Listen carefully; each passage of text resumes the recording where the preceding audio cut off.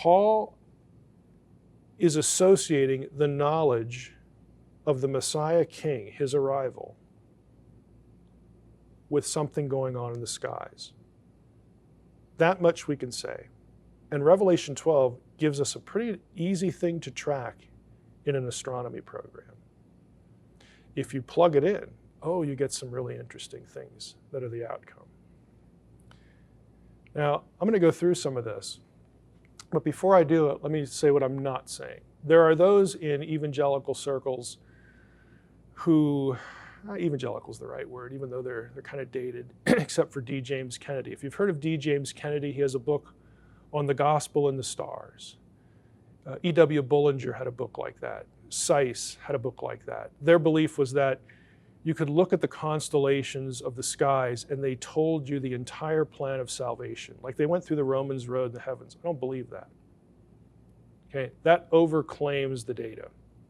What I do believe is that, like the Magi, there's something going on at a certain time in history that told them there's going to be a divine king born in Bethlehem. Saddle up the camels. We have to go see.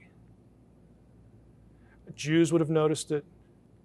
Gentiles, like the Magi, would have noticed it because they were watching.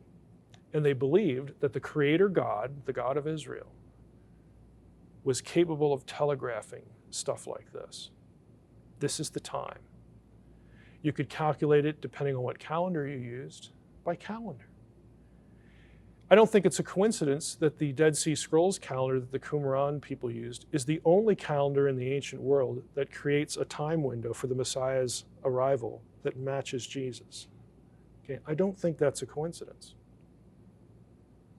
So having said that, let's get into what I think we can claim. On your screen, you see a few things. There's the sun and the moon, and then there's a line. The line is called the ecliptic. This is a line that astronomers will draw to track the movement of the constellations. Here's a blowout of that with the constellation pictures superimposed on the line. You notice the sun and the moon there. The sun is in the midst of the woman, the Virgin, Virgo. It's the only woman in the constellations. Okay, it's not an easy, or not a hard thing to figure out. Okay, and Virgo, again, there's different ways to understand the 12 stars around her head, depending on which astronomer you would read.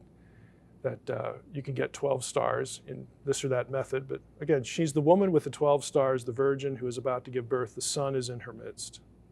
It's Revelation 12. And the moon is at her feet.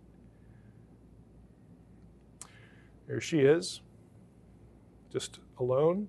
You'll notice above her head, I've let my astronomy program show Regulus and Jupiter. Now, they are not mentioned in Revelation 12, but if you put the information in Revelation 12 into an astronomy program, this is produced. What's the big deal about Regulus and Jupiter? Jupiter was the king planet because it's the biggest one. Regulus was viewed as the king star because of its brightness. Okay, here they are overlapped. They are superimposed on each other. If you are one of these old ancient astronomy guys, that's going to draw your attention because both are associated with kingship. Constellation Virgo is the only constellation that represents a woman.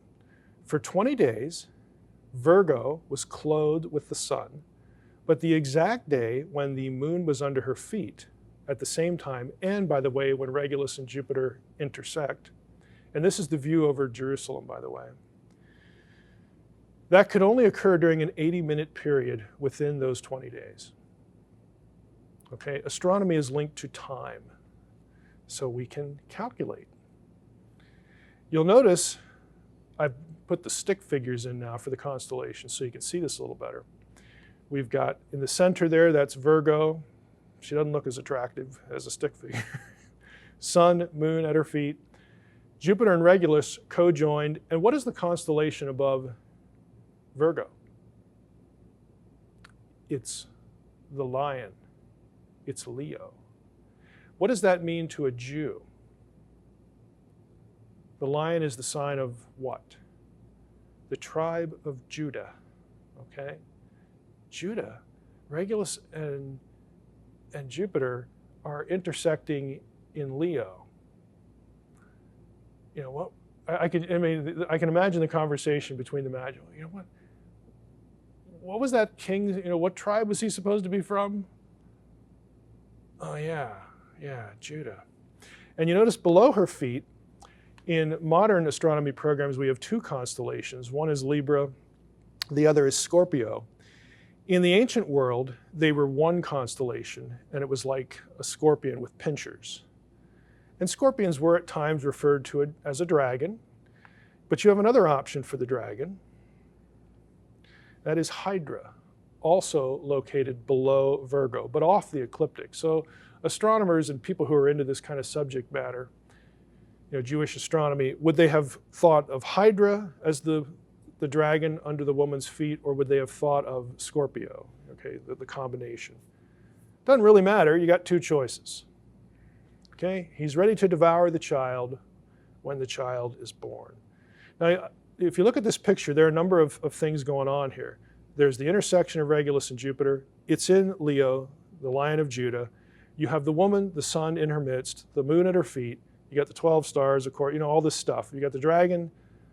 There's a small window of time when all of these things are present.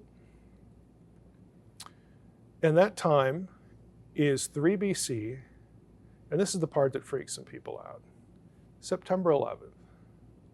September 11th, 3 BC is the window of time in which all of these things are present. Now people would say, oh, well, I'll wait to get to an objection here. Let's just throw this in first.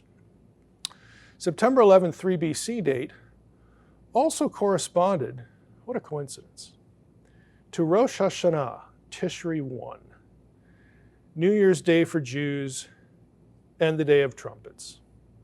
Tishri 1 was also the New Year's Day of the civil calendar, according to the calendar accepted in Judah during the divided monarchy.